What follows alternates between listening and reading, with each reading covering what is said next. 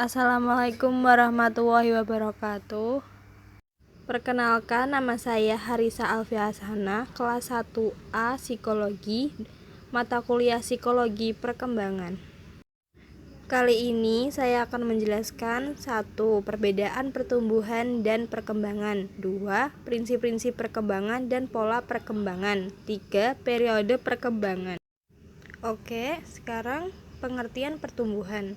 Pertumbuhan dapat diartikan sebagai perubahan kuantitatif pada material sesuatu sebagai akibat dari adanya pengaruh lingkungan. Perubahan kuantitatif ini dapat berupa pembesaran atau pertambahan dari tidak ada menjadi ada, dari kecil menjadi besar, dari sedikit menjadi banyak, dari sempit menjadi luas, dan sebagainya. Ini tidak berarti bahwa pertumbuhan itu hanya berlaku pada hal-hal yang bersifat kuantitatif, karena tidak selamanya material itu kuantitatif. Material dapat terdiri dari bahan-bahan kuantitatif seperti misalnya atom, sel, kromosom, rambut, molekul, dan lain-lain. Selanjutnya, pengertian perkembangan. Perkembangan merupakan suatu perubahan, dan perubahan ini tidak bersifat kuantitatif, melainkan kualitatif. Perkembangan tidak ditekankan pada segi material, melainkan segi fungsional. Dari uraian ini, perkembangan dapat diartikan sebagai perubahan kualitatif daripada fungsi-fungsi. Perubahan suatu fungsi adalah disebabkan oleh adanya fungsi proses pertumbuhan material yang memungkinkan adanya fungsi itu, dan di samping itu disebabkan oleh karena perubahan tingkah laku hasil belajar. Dengan demikian, kita boleh merumuskan pengertian perkembangan sebagai perubahan kualitatif daripada setiap fungsi kepribadian akibat dari pertumbuhan dan belajar. Bagian pribadi material yang kuantitatif mengalami pertumbuhan, sedangkan bagian pribadi fungsional yang kualitatif mengalami perkembangan. Uraian ini kiranya cukup ya memberikan bayangan tentang perbedaan pengertian antara pertumbuhan dan perkembangan. 7. Prinsip perkembangan menurut Harlock 1991. 1. Adanya perubahan. Manusia tidak pernah dalam keadaan statis. Dia akan selalu berubah dan mengalami perubahan mulai dari pertama pembuahan hingga kematian tiba.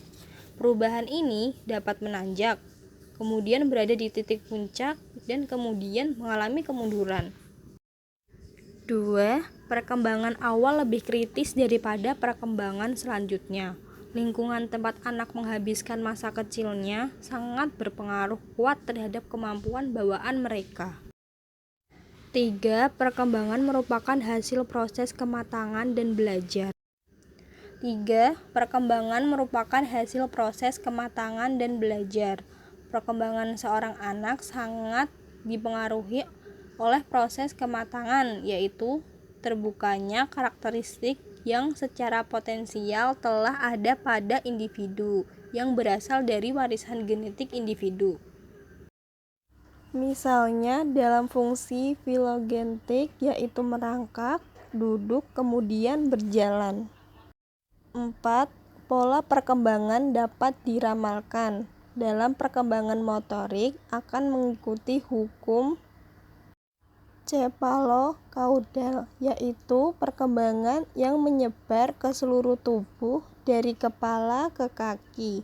Ini berarti bahwa kemajuan dalam struktur dan fungsi pertama-tama terjadi di bagian kepala, badan, dan terakhir kaki.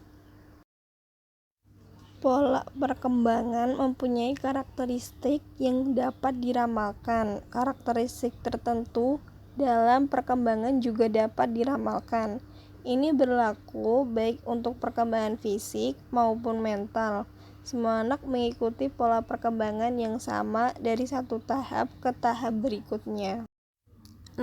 Terdapat perbedaan individu dalam perkembangan. Walaupun pola perkembangan sama bagi semua anak, setiap anak akan mengikuti pola yang dapat diramalkan dengan cara dan kecepatannya sendiri. Beberapa anak berkembang dengan lancar, bertahap, langkah demi langkah. Perbedaan ini disebabkan karena setiap orang memiliki unsur biologis dan genetik yang berbeda. Kemudian juga faktor lingkungan yang turut memberikan kontribusi terhadap perkembangan seorang anak. 7. Setiap tahap perkembangan memiliki bahaya yang potensial. Pola perkembangan tidak selalu mulus. Pada setiap usia mengandung bahaya yang dapat mengganggu pola normal yang berlaku. Beberapa hal yang dapat menyebabkan antara lain dari lingkungan anak sendiri. Selanjutnya, pola perkembangan. Untuk pola atau arah perkembangan individu mengikuti beberapa kaidah, yaitu 1. Cephalocauda dan proximal distal. Perkembangan manusia itu mulai dari kepala ke kaki, dan dari tengah ke samping tangan. 2. Struktur mendahului fungsi. Anggota tubuh individu kan berfungsi setelah matang strukturnya. 3. Diferensiasi ke integrasi, dari sendiri-sendiri menuju terpadu. 4.